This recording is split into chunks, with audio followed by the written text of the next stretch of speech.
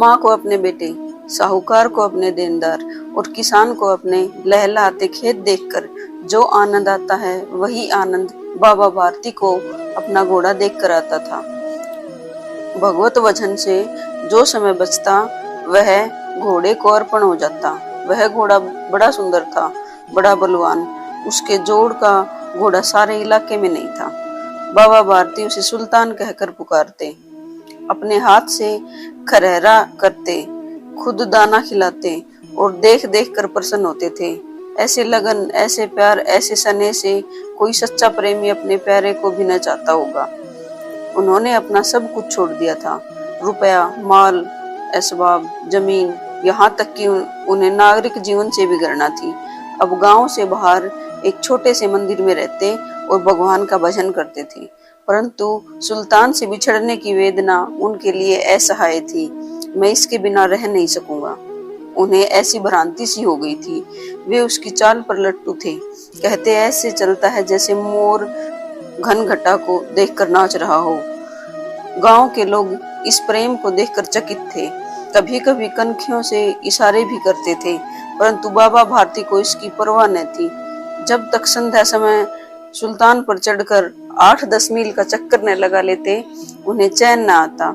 खड़ग सिंह उस इलाके का प्रसिद्ध डाकू था। लोग उसका नाम सुनकर कांपते थे। होते होते सुल्तान की कीर्ति उसके कानों तक भी पहुंची। उसका हृदय उसे देखने के लिए अधीर हो उठा। वह एक दिन दोपहर के समय बाबा भारती के पास पहुंचा और नमस्कार करके बैठ गया। बाबा भारती ने पूछा, खड़ग सिंह क्या हाल है? खड़ग सिंह ने सिर झुकाकर उत्तर दिया, आपकी दया है। कहो इधर कैसे आ गए? सुल्तान की चाह खींच लाई। विचित्र जानवर है, देखोगे तो प्रसन्न हो जाओगे। मैंने भी बड़ी प्रशंसा सुनी है। उसकी चाल तुम्हारा मन मोह लेगी। कहते हैं देखने में भी बहुत सुंदर है। क्या कहना, जो उसे एक बार देख लेता है उसके हृदय पर उसकी छवि अंकित हो जाती है। बहुत दिनों से अभिलाषा थी, आज उपस्थित हो सका हूँ। बाबा और खड़ग सिंह दोनों अस्तबल में पहुंचे। बाबा ने घोड़ा दिखाया घमंड से। खड़ग सिंह ने घोड़ा देखा आश्चर्य से। उसने सैकड़ों घोड़े देखे थे, परंतु ऐसा बांका घोड़ा उसकी आंखों से कभी न गुजरा था। सोचने लगा, भाग्य की बात है, ऐसा घोड़ा खड़ग सिंह के पास होना चाहिए था।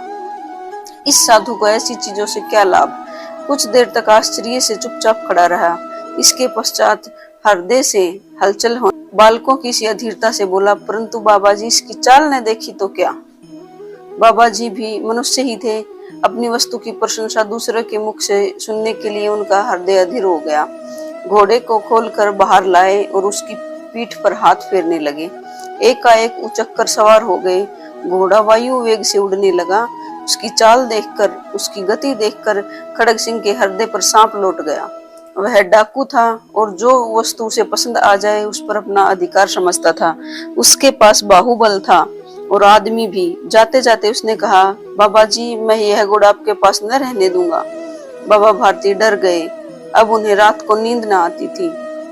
सारी रात अस्तबल की रखवाली में कटने लगी। प्रतिक्षण खड़ग सिंह का भय लगा रहता, परंतु कई मास बीत गए और वह न आया। यहाँ तक कि बाबा भारती कुछ लापरवाह हो गए और इस भय के सवपन को नाई मिथ्या समझने लगे। संध्या का समय था। बाबा भारती सुल्तान की पीठ पर सवार होकर घूमने जा रहे थे। इस समय उनकी आंखों में चमक थी, मुख पर प्रसन्नता। कभी घोड़े के शरीर को देखते, कभी उसके रंग को, और मन में फूले न समाते थे। सहसा एक ओर से आवाज आई, ओ बाबा इस कंगले की सुनते जाना। आवाज में करुणा थी। बाबा ने घोड़े को रोक लिया। देखा एक अपाहिज वृक्ष की छाया में पड़ा करहा रहा है। बोले, क्यों, तुम्हें क्या कष्ट है? अपाहिज ने हाथ जोड़कर कहा, बाबा मैं दुखियारा हूँ, मुझ पर दया करो। रामा वाला यहाँ से 3 मील है, मुझे वहां जाना है।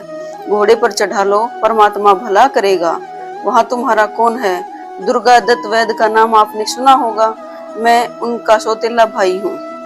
बाबा भारती ने घोड़े से उतरकर अपाहिज को घोड़े पर सवार किया और स्वयं उसकी लगाम पकड़कर धीरे धीरे चलने लगे।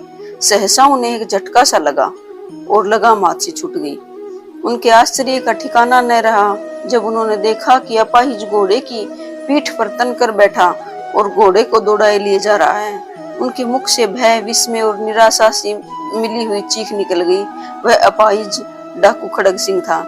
बाबा भारती कुछ देर तक चुप रहे और कुछ समय पश्चात कुछ निश्चय करके पूरे बल से चिल्लाकर बोले, जरा ठहर जाओ। खड़ग सिंह ने यह आवाज सुनकर घोड़ा रोक लिया और उसकी गर्दन पर प्यार से हाथ फेरते हुए कहा, बाबा जी, यह घोड़ा अब न दूंगा, परंतु एक बात सुनते जाओ। खड़ग सिंह ठहर गया। बाबा भारती ने निकट जाकर उसकी ओर ऐसी आंखों से देखा जैसे बकरा कसाई की ओर देखता है और कहा, यह घोड़ा तुम्हारा हो चुका है। मैं तुमसे इसे वापस करने के लिए नहीं कहूंगा, परंतु खड़ग सिंह, केवल एक प्रार्थना करता हूँ, इसे अस्वीकार न करना, नहीं तो मेरा दिल टूट जाएगा। बाबा जी, आज्ञा कीजिए, मैं आपका दास हूँ, केवल यह घोड़ा नहीं दूंगा। अब घोड़े का नाम न लो, मैं तुमसे इस विषय में कुछ नहीं कहूंगा। मेरी प्रार्थना केवल यह है कि इस घटना को किसी के सामने प्रकट न करना। खड़ग सिंह का मुंह आश्चर्य से खुला रह गया।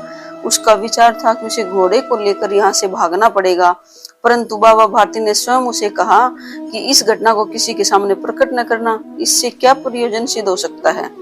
खड़ग सिंह ने बहुत सोचा, बहुत सिर मारा, परंतु कुछ न समझ सका। हार कर उसने अपनी आंखें बाबा भारती के मुख पर गड़ा दी और पूछा, बाबा जी, इसमें आपको क्या डर है? सुनकर बाबा भारती ने उत्तर दिया, लोगों को यदि इस घटना का पता लग गया तो वो किसी गरीब पर विश्वास नहीं करेंगे। और यह कहते कहते उन्होंने सुल्तान की ओर से इस तरह मुंह मोड़ लिया जैसे उनका उससे कभी कोई संबंध ही न रहा हो। बाबा भारती चले गए, परंतु उनके शब्द खड़ग सिंह के कानों में उसी प्रकार गूंज रहे थे। सोचता था, कैसे ऊंचे विचार हैं, कैसा पवित्र भाव है। उन्हें इस घोड़े से प्रेम था। इसे देखकर उनका मुख फूल की नाई खिल जाता था। कहते थे, इसके बिना मैं रह न सकूंगा। इसकी रखवाली में वे कई रात सोए नहीं, भजन भक्ति न करे, रखवाली करते रहे, परंतु आज उनके मुख पर दुख की रेखा तक दिखाई न पड़ती थी। उन्हें केवल यह ख्याल था कि कहीं लोग गरीबों पर विश्वास करना न छोड़ दें। उन्होंने अपनी निज की हानि को मनुष्यत्व की हानि पर न्यौछावर कर दिया। ऐसा मनुष्य नहीं, देवता है। रात्रि के अंधकार में खड़ग सिंह बाबा भारती के मंदिर पहुंचा। चारों ओर सन्नाटा था। आकाश पर तारे टिमटिमा रहे थे। थोड़ी दूर पर गांव में कुत्ते भौंक रहे थे। मंदिर के अंदर कोई शब्द सुनाई नहीं देता था। खड़ग सिंह सुल्तान की बाग पकड़े हुए था। वह धीरे धीरे अस्तबल के फाटक पर पहुंचा। फाटक किसी वियोगी की आंखों की तरह चौपट खुला था। किसी समय वहां बाबा भारती स्वयं लाठी लेकर पहरा देते थे, परंतु आज उन्हें किसी चोरी, किसी डाके का भय न था। हानि ने उन्हें हानि की तरफ से बेपरवाह कर दिया था। खड़ग सिंह ने आगे बढ़कर सुल्तान को उसके स्थान पर बांध दिया और बाहर निकलकर सावधानी से फाटक बंद कर दिया। इस समय उसकी आंखों में नेकी के आंसू थे। अंधकार में रात्रि ने तीसरा पहर समाप्त किया और चौथा पहर आरंभ होते ही बाबा भारती ने अपनी कुटिया से बाहर निकल ठंडे जल से स्नान किया। उसके पश्चात इस प्रकार जैसे कोई सौपन में चल रहा हो, उनके पांव अस्तबल की ओर मुड़े, परंतु फाटक पर पहुंचकर उनको अपनी भूल प्रतीत हुई। साथ ही घोर निराशा ने पांव को मन भर का भारी कर दिया। वे वहीं रुक गए। घोड़े ने अपने स्वामी के पांव की चाप को पहचान लिया और जोर से हिनहिनाया। अब बाबा भारती दौड़ते हुए अंदर घुसे और अपने घोड़े के गले से लिपटकर इस प्रकार रोने लगे जैसे बिछड़ा हुआ पिता चिरकाल के पश्चात पुत्र से मिलकर रोता है। बार बार उसकी पीठ पर हाथ फेरते, बार बार उसके मुंह पर थपकियां देते और कहते थे, अब कोई गरीबों की सहायता से मुंह न मोड़ेगा। थोड़ी देर के बाद जब वह अस्तबल से बाहर निकले तो उनकी आंखों से आंसू बह रहे थे। ये आंसू उसी भूमि पर ठीक उसी जगह गिर रहे थे जहां बाहर निकलने के बाद खड़ग सिंह खड़ा रोया था। दोनों के आंसुओं का उसी भूमि की मिट्टी पर परस्पर मिलाप हो गया।